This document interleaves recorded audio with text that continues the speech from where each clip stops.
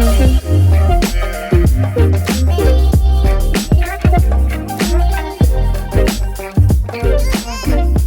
guys, welcome back to another episode of Am I Doing This Wrong? It's your gals, Ryann and Morgan, back for a new topic.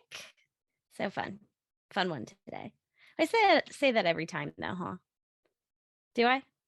No, you just sounded a lot less enthusiastic about it this time. Oh, sorry. It's like, it's a fun one. It's fun. Period. Yeah. Yeah, this will be fun. Go. Yeah. It is your birthday. From The Office. That reminds me of. Yes. Anyway, checking in. How you doing? I'm good. I am good. Today was an off day of work, which meant an on day of traveling preparation.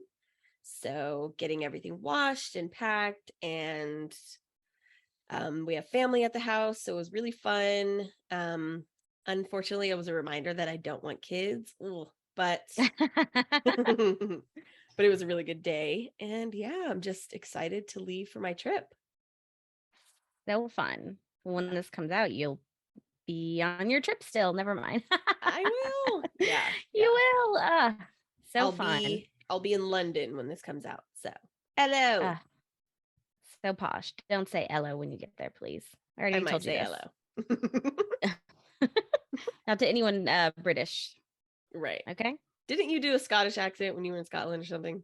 Yeah, but we were in the Airbnb. Oh, yeah. Okay. No one was around. Okay, fair. Yeah. I will not repeat here and put you guys through that torture because it was not great.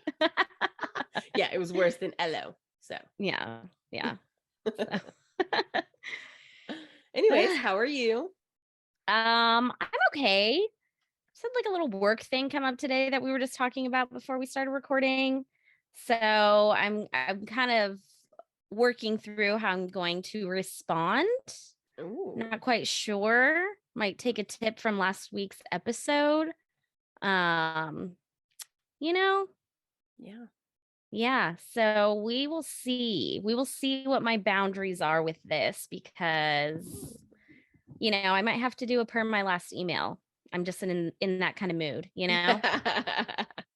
Like, don't come for me. Yeah, I have the receipts. I have the receipts. Wait, say that again. That was good. I won't talk. So don't come for me. I have the receipts. Yes. I like that. That's it.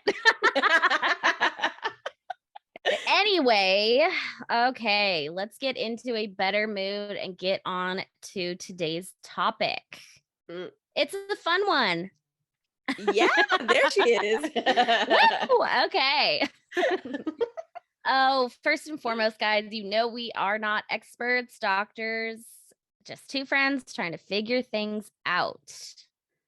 So, with that in mind, though, we'll see what we think about this topic, okay? Because today we are talking about chivalry. Chivalry. Meh. We'll see. We'll see. Yeah, I feel like it's kind of a trepidatious one. Like it feels kind of outdated, but then there are still some things I don't know. Let's get into it. There are some things that still linger in our society for sure. Right. But when I think of it, it sounds archaic for sure. Well, great segue because let's take it back. Let's talk about a little history, which I feel like we haven't done in a while, huh? We haven't really done a little history lesson, top of the show. Right. So it's been a minute. Yeah, a little history moment. Let's get into it. Yeah. All right, let's get into it. So thanks to history.com, this article called Chivalry was established to keep thuggish medieval knights in check. Okay. Let's see why. All right. So present day, we use the word chivalry to describe a kind of old-fashioned male respect for women. But during the Middle Ages, the code was established for much grittier reasons. Okay. So At a time of routine military violence with massive civilian casualties, chivalry was an effort to set ground rules for knightly behavior. While these rules sometimes dictated generous treatment of the less fortunate and less powerful, they were focused mainly on protecting the interests of the elites. So the development of chivalry went hand in hand with the rise of knights, heavily armored mounted warriors from elite backgrounds, starting around the time of the Norman conquest of England in 1066. The word chivalry itself comes from the medieval Latin caballeros, meaning horseman. Caballarius, meaning horseman. So in the middle of the 11th century, the knight was not a particularly honorable figure. So they interviewed a professor of medieval studies at Texas A&M University, which basically described a knight as a hired thug. They've got horses, armor, and you're basically like a tank. Right. So just to defend the elite and protect their property and their goods. So these warriors were commanded by warlords and rewarded with land or with license to plunder the villages where they did battle, looting, raping, and burning as they went. I mean, not to like go there, but like present day cops, I don't really see the difference.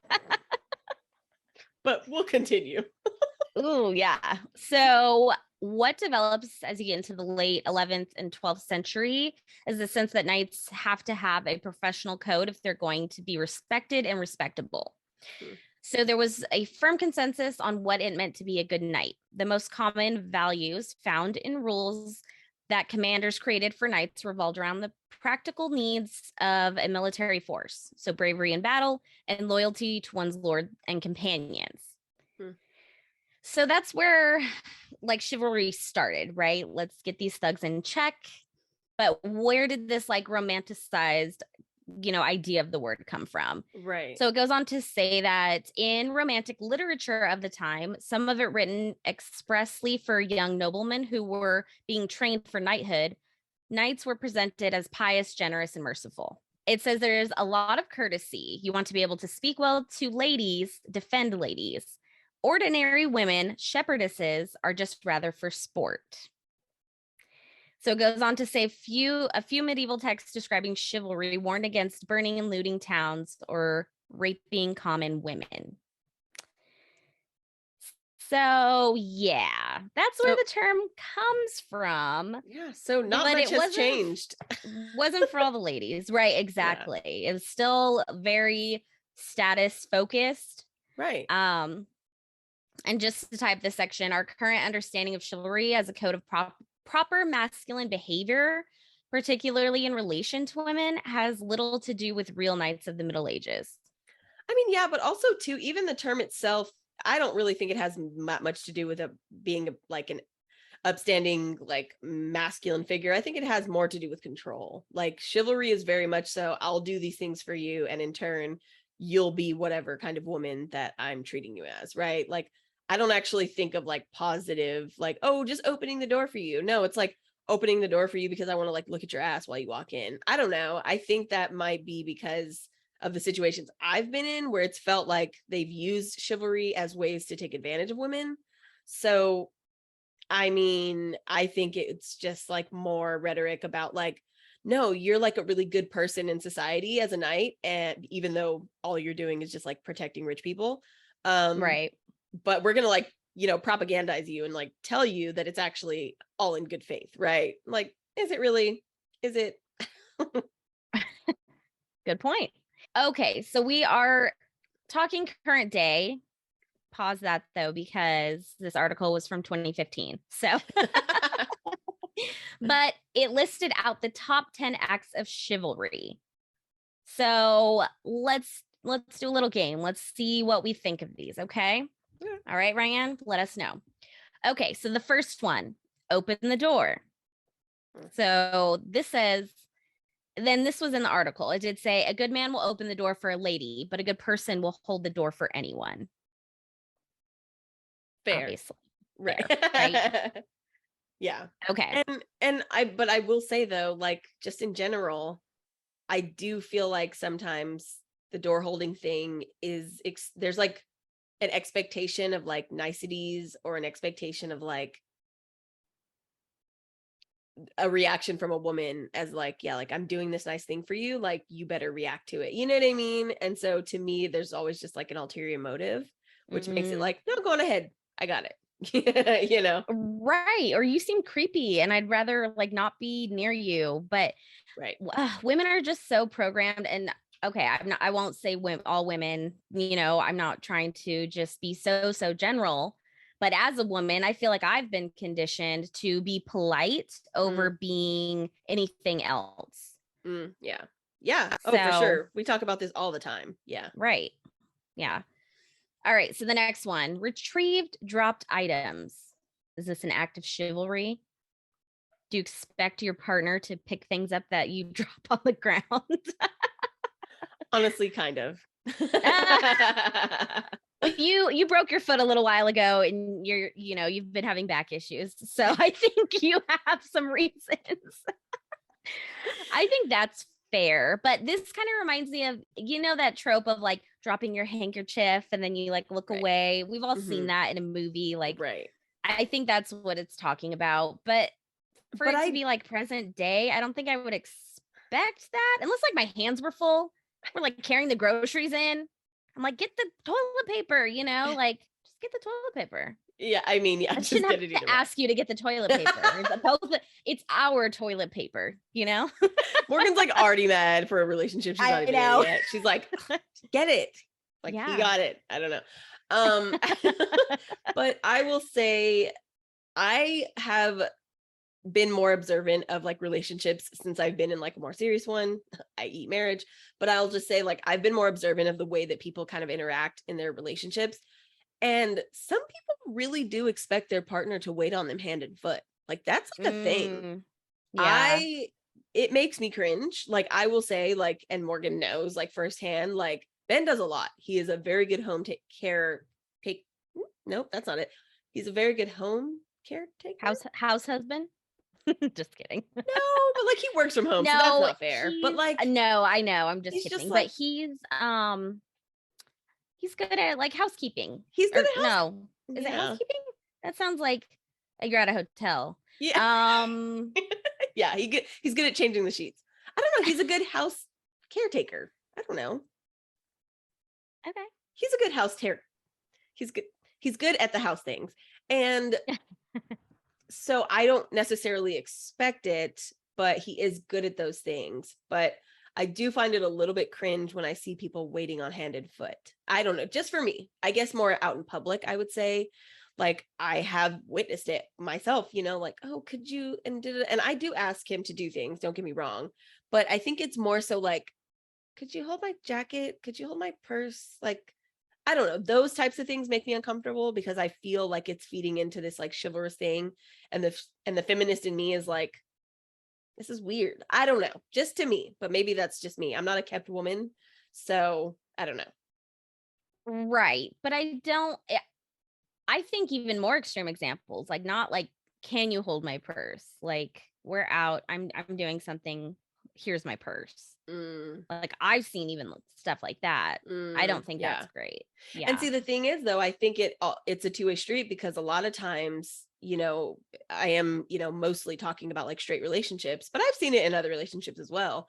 But in those situations, the male does seem to get a certain sense of like control and dominance out of it, right? Like, oh, I'm taking care of all these things. Like I've got it all for this person, which, as long as they're happy, I mean, whatever, I don't really care. It's their relationship, not mine. But I will say that it's made me uncomfortable in the past when I've seen that happen because I'm just like, I don't know. To me, there's a certain sense of like security in my own person, doing my own things, going to the places by myself, grabbing the groceries in by myself or stuff like that. Again, I do think that we both do things differently outside of like gender norms, but I have like, for instance, like pumping gas. Like I don't necessarily want my husband to pump my gas. I don't care. I don't think it's like this thing, but I do know a lot of couples that are like, no, she'll never pump gas. Like, no, that's not a thing she'll do. And I'm like, what do you think is happening at the gas stations?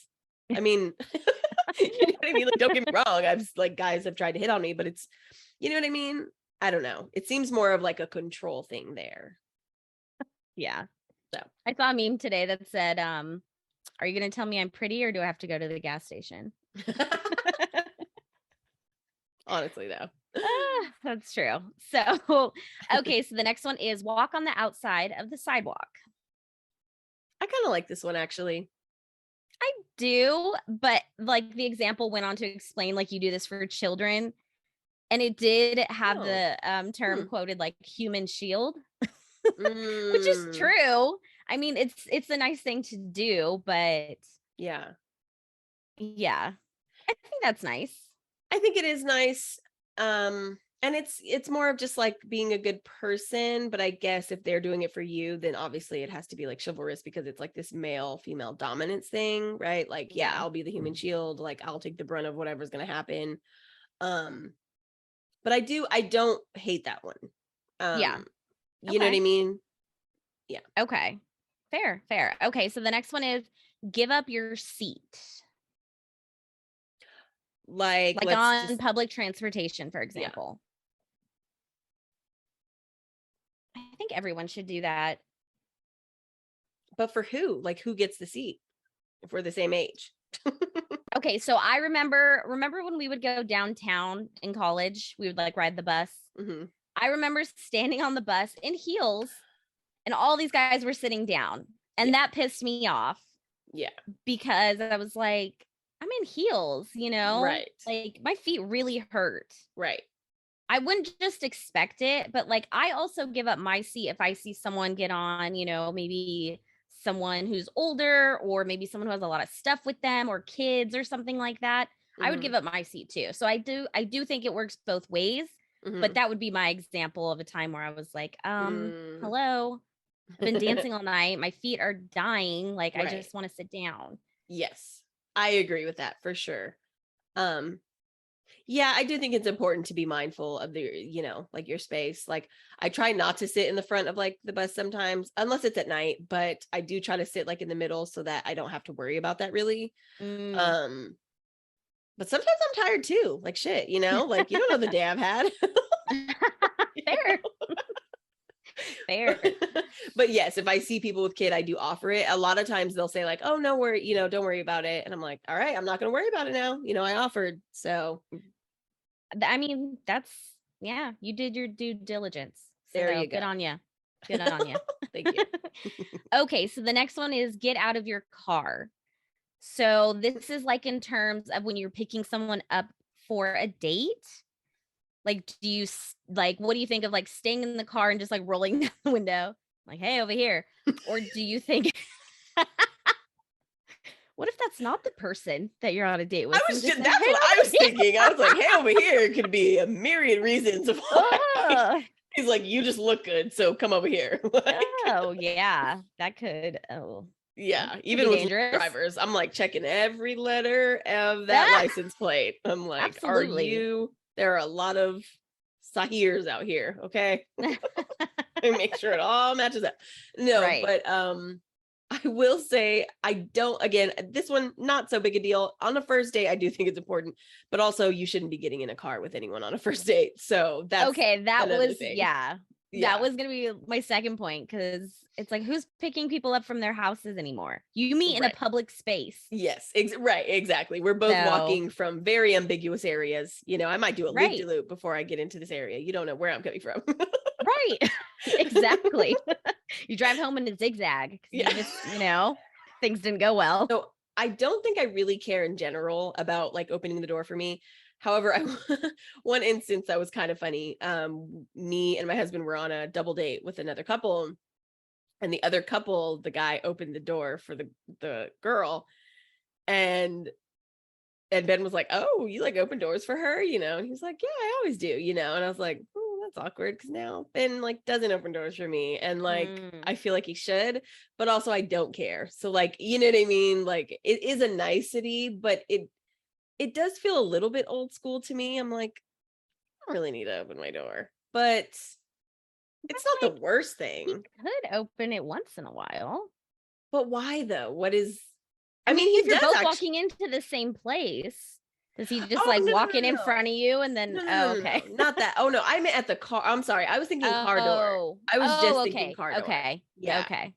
Oh no, he opens. However, there have been a few instances, like every once in a while, he'll just be like on this like direct path in that like he has to get in very quickly. And I actually have told him about that. Like, why are you leaving me behind? Like, you shouldn't be multiple steps in front of me. Like, a step in front of me is enough, you know? Right. 3 steps and like you're strangers. You know what I mean? Yeah. So, oh no, I have told him about this. And it's more so just like if I'm in a group with anyone and they're like walking very quickly in front of me, like, do you not want me to go? Like, I don't know. Where are you going? Right. And you're not in a group. It's the two of you. Right. So you could just be like, did you want to go by yourself? Should I have stayed home? What are we doing? I'll catch the next train because you already made this one. I'm still on the platform. Like, what are we doing? See you there. Maybe. Right, yeah.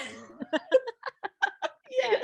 No, exactly. No, I have had to tell him, and it's more of like I can tell, like it's like honestly, like if we're late somewhere, like we were going to a wedding and I had to put my heels on, but where we parked, it was a gravel. And so like it was taking me a second. And I look and he has got to be 50 yards in front of me. And I was like, I just stood there. But then I realized that I can't even make a point because he's not going to turn around. He's trying to get to the wedding. So then I just had to start speeding up and walking and then tell him about later. So yeah. When really you probably needed his help walking through the gravel with heels on. I did. I literally did. And his friend came back a little bit and was like, oh, like, do you need help? And I was like, yes, because I'm not going to get it from him down there. Yeah. Yeah. Right. He's calling you from inside like, hey, where are you? Like on the ground. Right. Yeah, I scraped my knees on all this gravel. Right.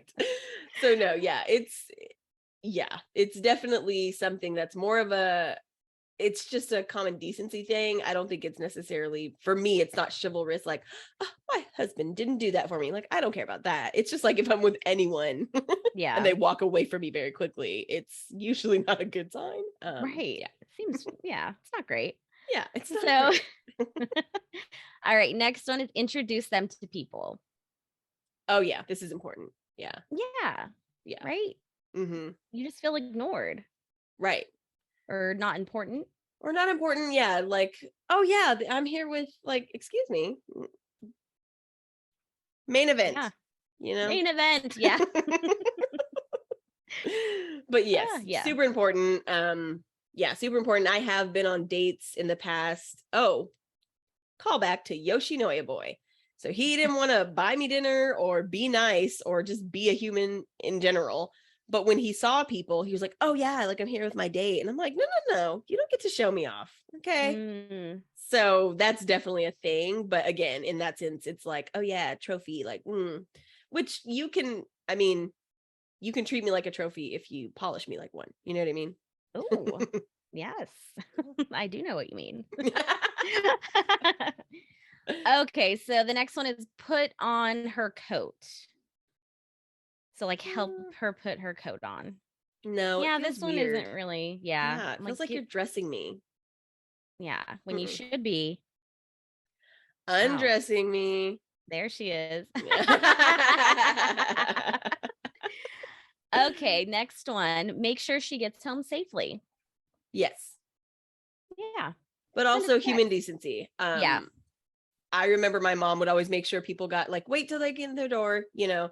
And I do remember one time I drove away really quickly. I can't remember why. It was so weird. I think I was like really high or something. I don't know.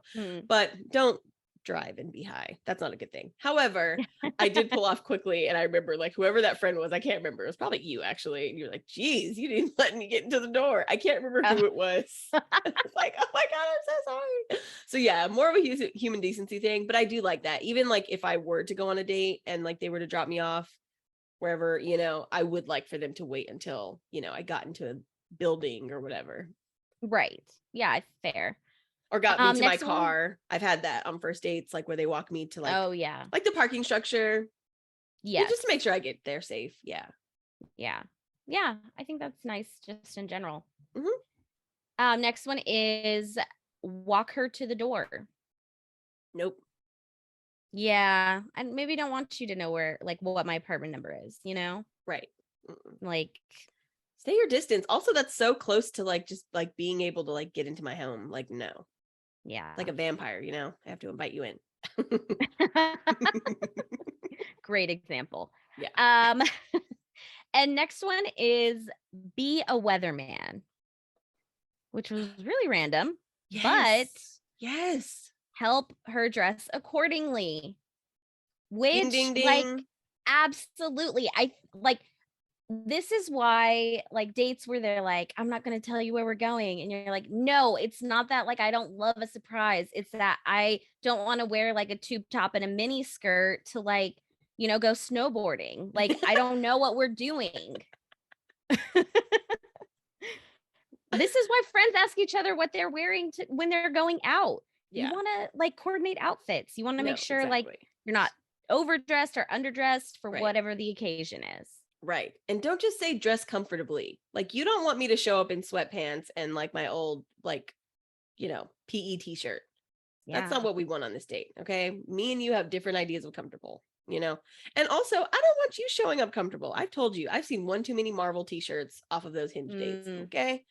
Actually, no, those were the Bumble dates. Yeah. Hinge was better. Bumble, a lot of Marvel t-shirts. Lot of them. Like, Yeah. why are you only shopping at like Target in the boy section? Like, what is this? Right.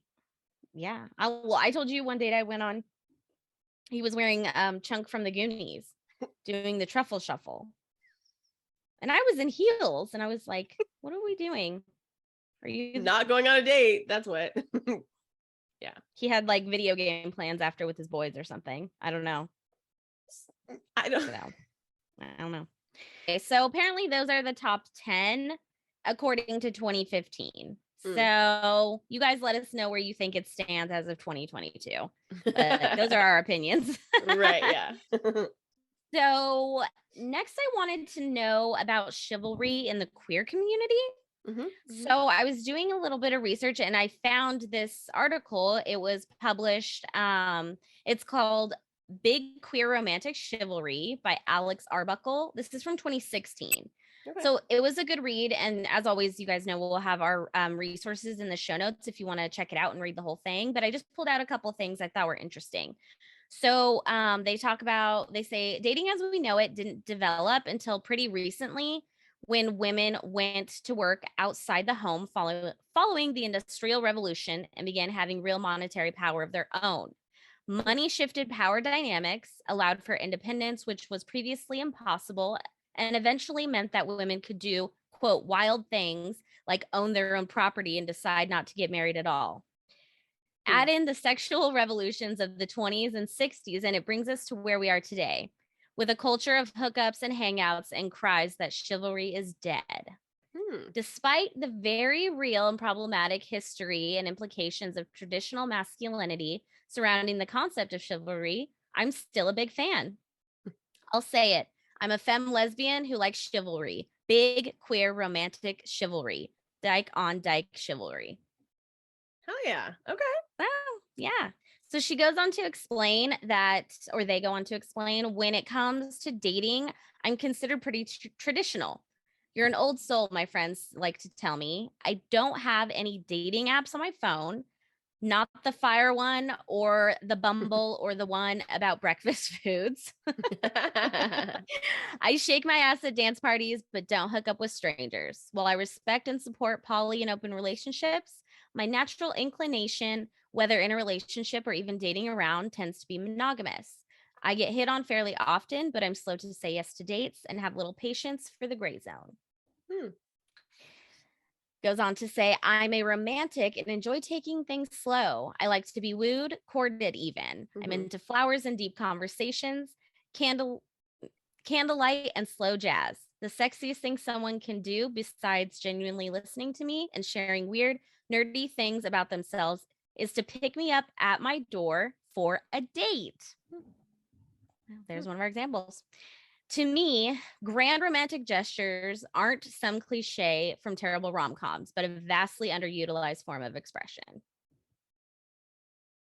Hey, I mean, that's what I was actually thinking about, like the idea of courting, right? And like what that looks like. Yeah. Which, I mean, I'm not sure if I totally understand it. Is it just not having sex? Is that the only difference? Like dating without sex? I don't. I think it's like a lot of chaperoning, a lot of like being chaperoned. Yeah, basically courting was just like we're dating with people watching us and we can't have sex or like touch really. Yeah, okay. I mean, that's the thing. Like I get the appeal. Like I still joke, or like me and Ben still joke, my husband, we still joke about the fact that, like we definitely could have kissed on the second date. Like I almost did, but I was like, like let's wait. Like it was just kind of hot to me because I was like, there's so much tension here. Like that's interesting. Yeah. And I'm usually very like, yeah, let's make out right now. Right. So I wouldn't consider that being courted, but at the same time, I did like the idea that like let's keep something like going, because I just, Yeah. at this point I wasn't sure if it would equal something, but I knew we wanted to see each other at least again, so it was like, yeah, let's keep that fire going. But the only thing that I don't like about the idea of courting, and I might be wrong, but the only thing I really don't like about it is just the fact that like it just makes sex like a prize. Like it makes it seem as though like something about it is like a reward for you being like so nice and chivalrous, right? Like, and to me that's what kind of gets me about like these things, is like I don't want you to think that I owe you, right? Because a lot of Right. times in most situations with men, especially men that tend to be a little bit more old fashioned or just like really toxic masculine men, it's like they're doing it because they think that you owe them after that, right? Like, well, I did all these things, which means that I'm like the candidate for your pussy, right? And it's like, no, actually. Right. Entitled. No. Right. So No. that's my whole thing. Like, I was just Yeah. literally thinking about the idea of like a date putting my jacket on. Like, ew, no. Give me my jacket. Right. Okay, so then the article goes on to say the issue comes when acts of chivalry in the queer community are conflated with gender presentation and power dynamics. Mm. When queers attempt to subjugate others or to override agency by implying that physical expressions of femininity or masculinity are somehow tied to an expectation of action or inaction, of submission or domination, they do a disservice to what it means to be queer, to the beauty of self-determination. Yeah, I mean, like, that's the thing. I definitely know that, like, no one is, what is it? Like, no one is immune to patriarchy, right? No one is immune to the toxic masculinity. Well, no one is immune to the toxic masculinity that pervades our culture. And so I do appreciate like the submissive dominant relationship and those dynamics. I can appreciate it. And it can be totally separate from, like the patriarchy that we live in. Right. However, you do have to like check in with yourself and your partner and make sure that that's not it. But some people are really into it. I have met really, butch lesbians, or, like studs as they call them. And, I've met like daddies and stuff that really like that power dynamic. They like the feeling of control that comes from it. But again, that tends to be toxic. That tends to not be the most healthy situations. But I do understand the fact that like, they are still trying to work within the confines of the gender roles that we live in, and so Right. a lot of times, if you're looking at like what we would call like a stereotypical, if you can, but like a stereotypical, gay couple, you're talking about maybe an older gay person, a gay man, and, a younger, more feminine presenting, gay male. And, but I think the lines are a lot more blurred with queer couples just in general. Like if we're talking about non-binary folk, or if we're talking about trans people, if we're talking about, lesbian couples, or, so many different, obviously different Right. sorts. But I think the lines get a little blurred with that because it's like, oh, it's not as obvious, right? So yeah, I think it's just it's one of those things where you just kind of have to check in and make sure that it's coming from a place of like, this is just how you're most comfortable showing up in the world. But I think when it starts to come from the idea that if I present this way in a masculine way, or if I present in a feminine way, this will get me the same privileges that get, women or get men or whatever. I think it starts to fall into a little bit of toxicity. But you know what? You're going to be toxic anyway. Everyone has toxic traits right. anyway. So, you know what? If you want your jacket put on you by daddy, like, go on ahead. Yeah. Let daddy put on your jacket. Right. If that works for you, if Yeah. that's, like it, and it can, that's true. I think Right. if it works for you and it doesn't feel manipulative, Right. like I feel like we've said that in so many episodes at this point, but that's really what it is. Right. So if it works for you though, do your thing. Yeah. If it works for you, let daddy put on your jacket and pay your rent. You know what I mean? I know. I'll let daddy pay my rent. All right. So, last thing, and I feel like we've really explored this like back and forth, right? So, this article is about, well, let me just tell you the name. So, it's Tools of the Patriarchy. Should Chivalry Be Dead? Okay. So, this was coming from a site that was, like pro-feminist, very like strong-minded, independent woman magazine that explored this topic. So it says that for many women, the feelings of having the door opened or having dinner paid for by a date gives pause, not because feminists don't appreciate men's affection, but because the concept of chivalry and chivalrous actions can imply lack of equality or a classification of women as weak beings that must be doted on and protected. Mm-hmm. Right. So I totally agree with that. I do, but also too, again, for me, it's more of just the like, at what cost? Like, what are you going to expect of this? That's the biggest thing that has happened in my experience. Because like I said, I mean, I do need to be doted on a little bit. Like, I'm wild. Like, I'm all over the place. Like I told you, I need a leader of the group that's going to tell me, hey, stop having conversations with everybody. Let's go. So I do kind of need that sense of direction.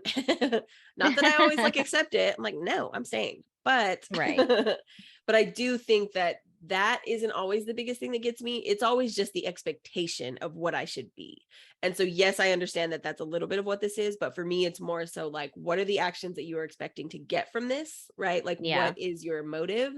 And, until I met my current partner, honestly, like most of the dates I went on, and some did not end as pleasant as others, there was an expectation, and it was made glaringly clear by the end of the date. I was like, got it. That's why you did what you did, and unfortunately, I just don't think that the majority of men understand like why those implications are so important to women, especially women that are feminists.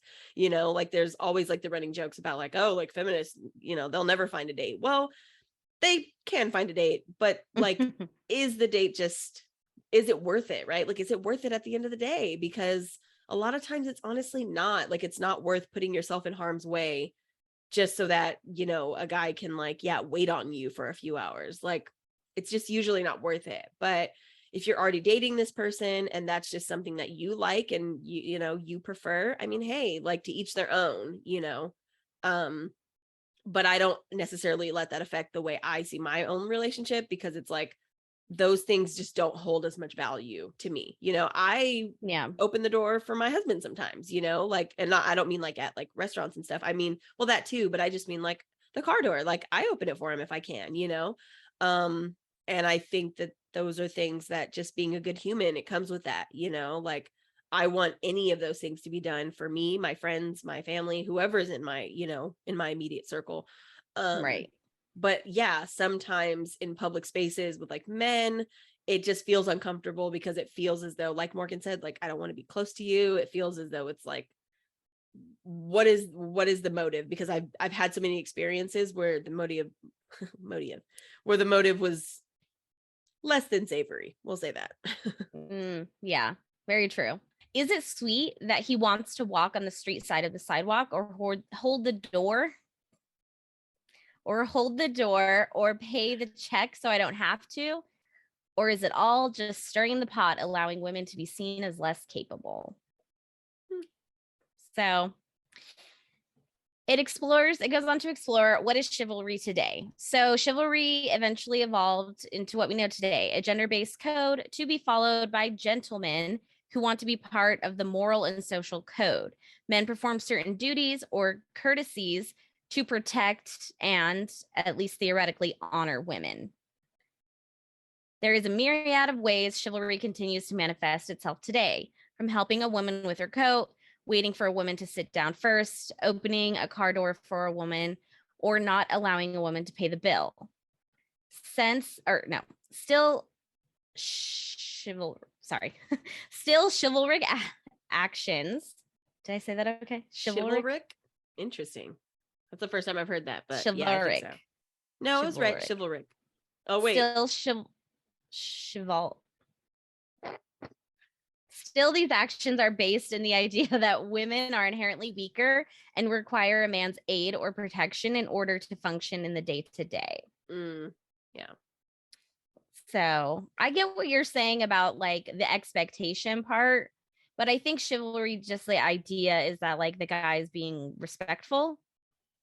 But I get what you're saying, because you're like, it always seems to have ulterior motives. Yeah, I don't even think, until you kind of said that, this last bit that you just mentioned, I don't think that I ever realized that chivalry was about this idea that women need to be doted on because they're like incapable of taking care of themselves, weak. I don't think I actually ever thought about it that way. Right. That's why I think like picking up like the handkerchief, like that's why I brought up that example. We are capable of picking up our own handkerchiefs. We also not when we had carry those, like, handkerchiefs. Well, right, but not when we had like those bird cages under our skirts. Oh, that's a good point. Yeah, when you were all sucked into the tiniest corset and your ribs were cracking. Yeah, oh, that's a really good point. Yeah, it's just functionality. Right. Exactly.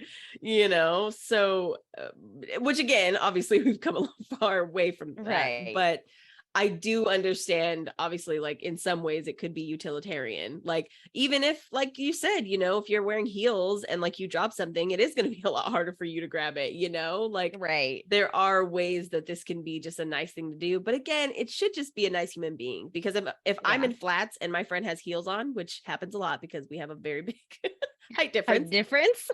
I am going to pick it up for her because I realize that that's going to be a lot harder for her. So, and sometimes like with my husband, like if he, I don't know why he would be wearing like a bird cage or something, but whatever, if he's wearing something tight, or I don't know, or if he has something in his hands, like I am going to, bend over to get it for him.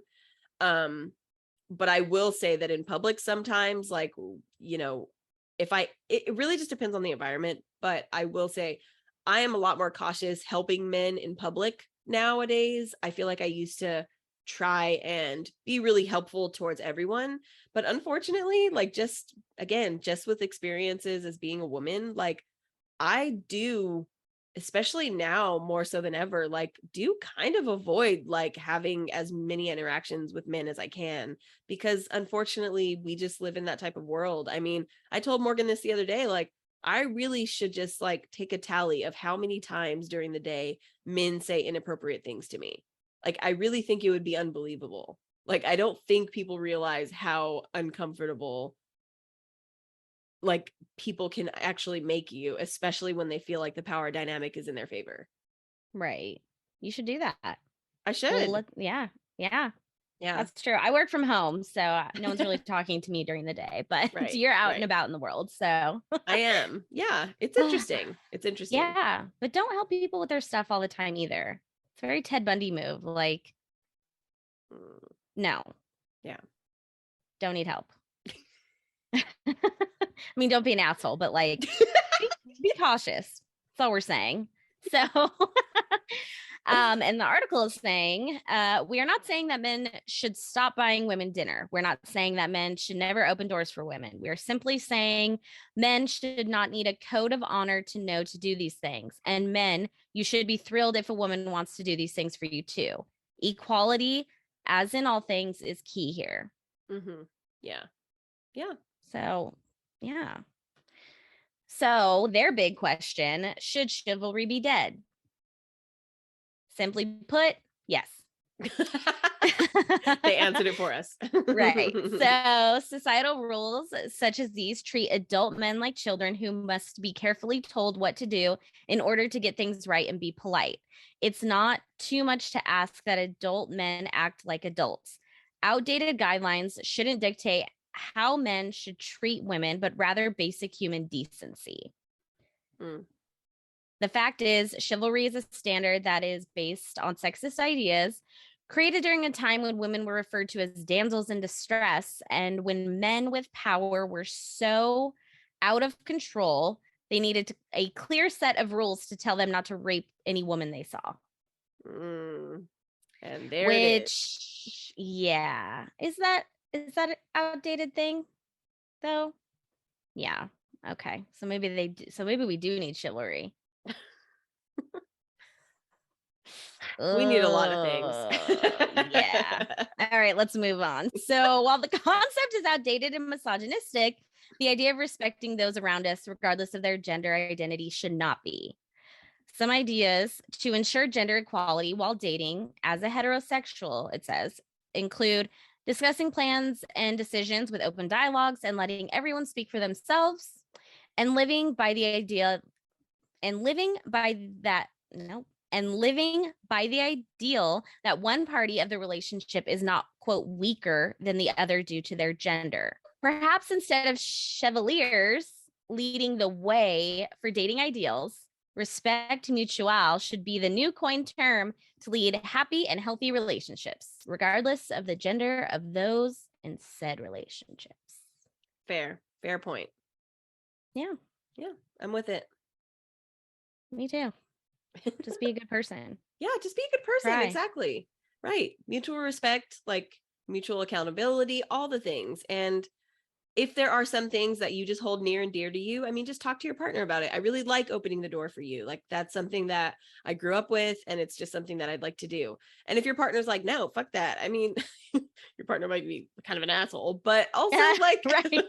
you know what I mean? But if it really is something that means something to you, because I do know people like that. They're like, that's just how I was raised. I like to do that. And I'm like, you know what? Respect to you. Like, I'm glad you have values at all, because a lot of us are out here without any of them. Right. Just being wild. Free balling all day.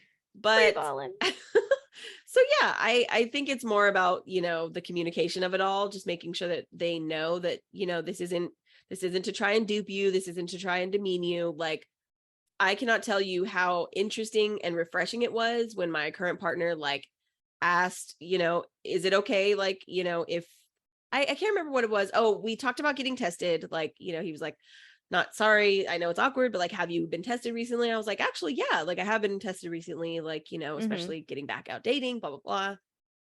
But then the other thing that we talked about was like, and when we were going to get intimate together, it was like, are you comfortable with this? Like, I know it feels weird, but at the same time, like, just given our current society, like, I just want to make sure, and at first I was like, I'm here, bud, but at the same time, you're right. I've been in situations where I wish somebody would have asked me, because maybe those situations would have turned out differently. So as corny as it may, mood killing as it may seem, like, honestly, it's actually a really big turn on. It's very refreshing to hear people ask you, not just for consent, but just ask your opinion. Like, how do you feel about that? And it's like, wow, I hadn't thought about that because I've never been asked. Thank you.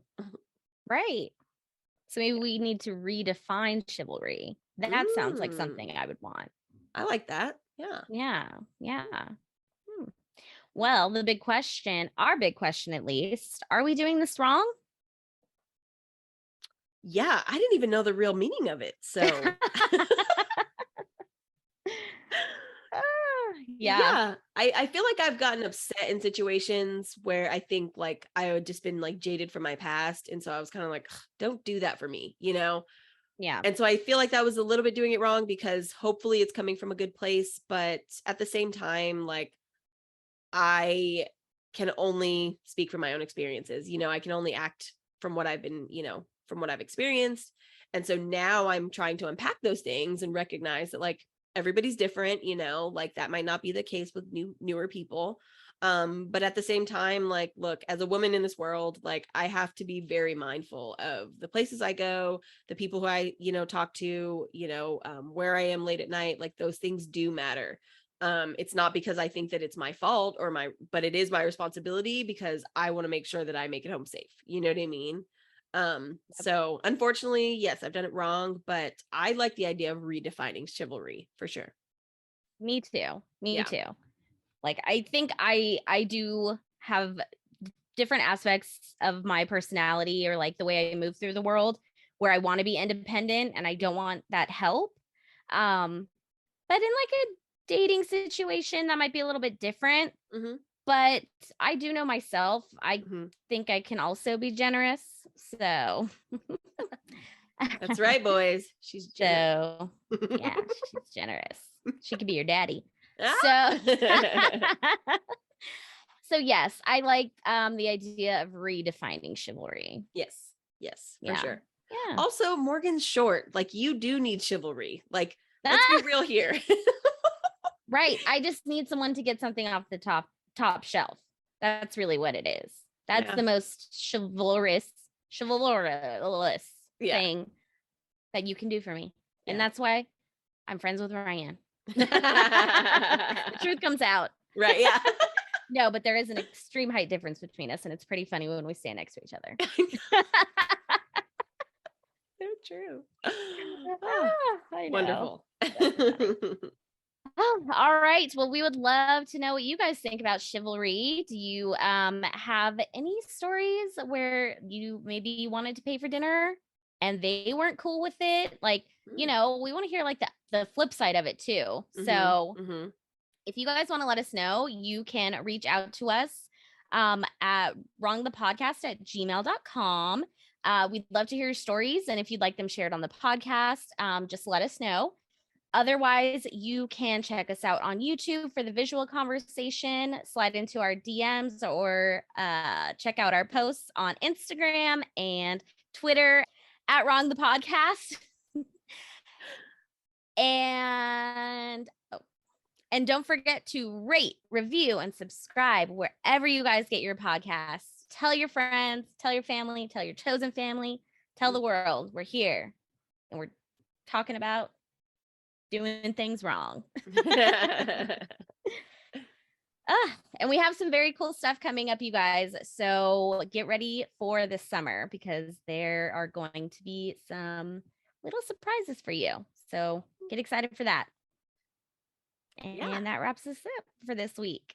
All right. Have a wonderful whatever time of the day it is for you. And we'll see you in the next episode. Okay. Bye. Bye.